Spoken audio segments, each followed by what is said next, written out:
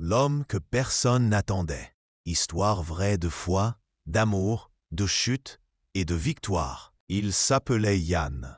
Dans son quartier, tout le monde le connaissait. Pas pour ses réussites, non, mais pour son échec apparent. Chaque jour, il traînait dans les rues, les poches vides, le regard fatigué.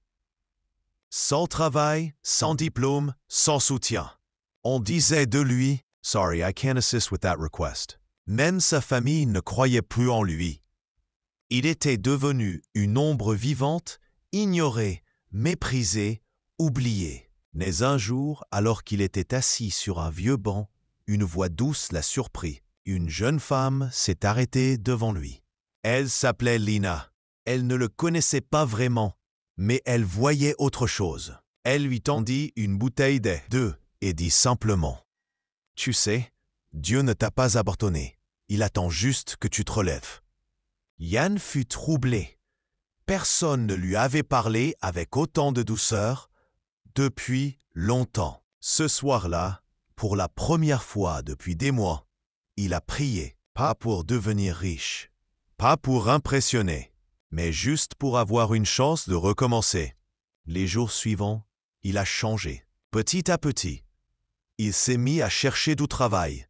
Il accepta un poste de veilleur de nuit. Pas grand-chose, mais c'était un début. Il économisait chaque pièce, pendant que les autres le critiquaient encore.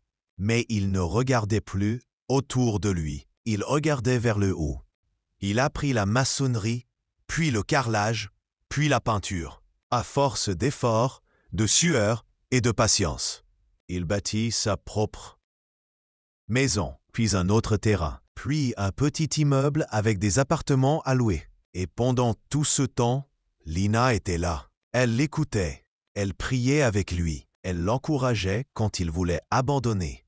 Alors, un jour, il s'agenouilla devant elle et lui dit « Toi, tu m'as vu quand personne ne me regardait. Tu as cru en moi quand moi-même je doutais. C'est avec toi que je veux finir ma vie. » Aujourd'hui, Yann est un homme accompli, un mari fidèle, un père aimant, un propriétaire respecté, mais surtout, un homme sauvé, pas seulement par l'amour d'une femme, mais par la main invisible de Dieu et sa propre décision de se relever. Oh, et toi qui lis ceci, peu importe ce que les gens disent de toi, peu importe où tu dors, ce que tu as ou ce que tu n'as pas.